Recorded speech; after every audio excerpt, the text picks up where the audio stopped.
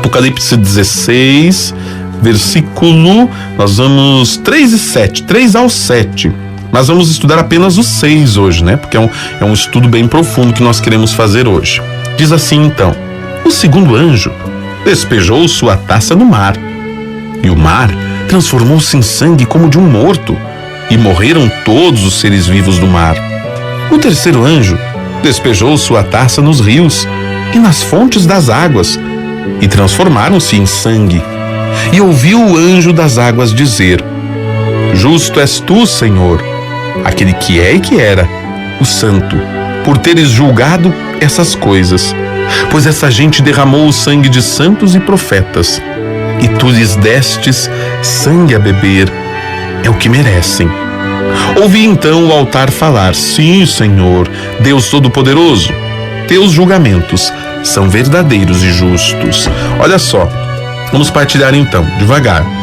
Nós estamos aqui já falando desta terceira taça, o terceiro anjo, que agora então este mar que se transforma, as águas do mar, dos rios que se transformam em sangue. E nós queremos partilhar o significado um pouquinho de tudo isso. Porquanto derramaram o sangue dos santos, dos profetas, também o sangue que lhes é dado a beber, são dignos disso.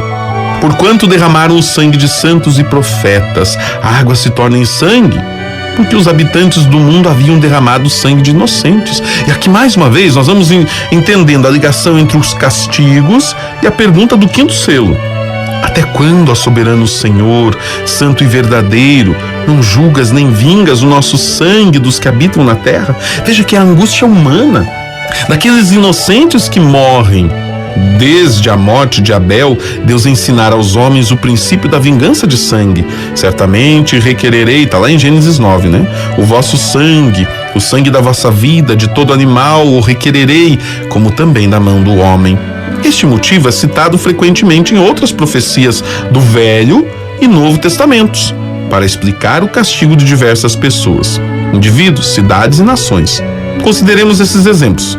Jerusalém e Judá foram castigadas porque o rei Manassés derramou muito sangue inocente e fez Judá pecar com seus ídolos. Jeoaquim, um dos últimos reis de Judá, foi condenado pelo mesmo motivo, lá em Jeremias 22. O derramamento de sangue inocente foi um dos motivos da opressão e do cativeiro do povo de Israel. Salmo 106. Os profetas citaram o mesmo motivo quando falam das consequências dos pecadores de Israel e de Judá.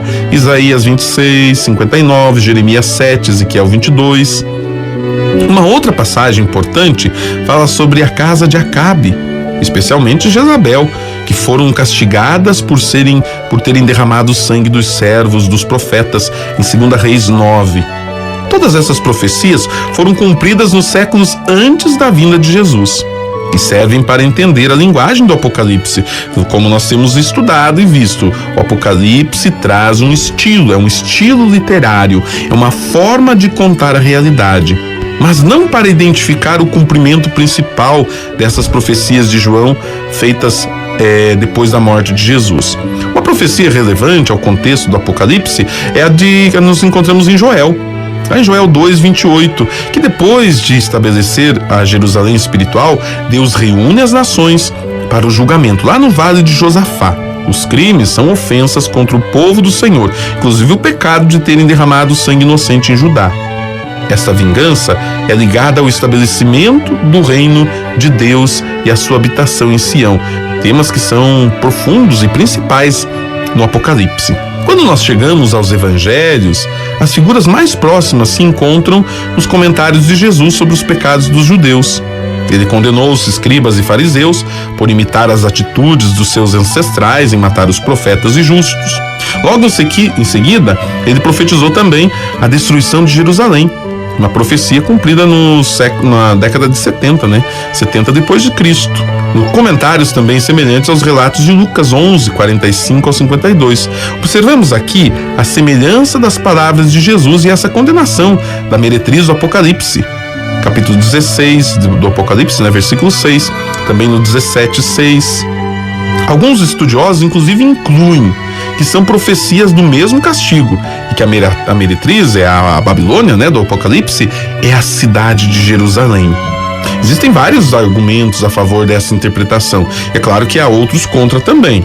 Isso nós vamos vendo, né? Agora a questão para nós que precisamos abordar é a seguinte: as semelhanças entre os comentários de Jesus e a linguagem do Apocalipse provam que a meretriz é Jerusalém? Na verdade, é a mesma questão que surgiu já no capítulo 11,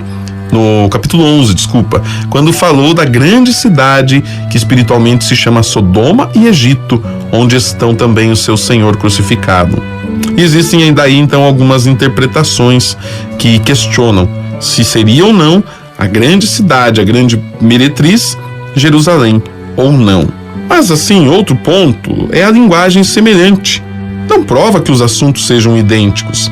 Este fato é importante no estudo de qualquer profecia da Bíblia. O fato de 2 livros usarem linguagens semelhantes não quer dizer que necessariamente falam do mesmo assunto. É claro que Jerusalém e os judeus também mataram os profetas e os santos, mas o governo romano também perseguiu e matou os servos de Deus. Em qualquer dos 2 casos, a ênfase do Apocalipse está na morte das testemunhas de Jesus e não nas mortes dos fiéis do Velho Testamento.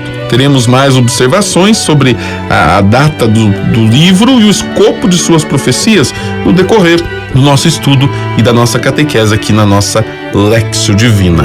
Este é o nosso programa Tempo Novo, você em sintonia conosco.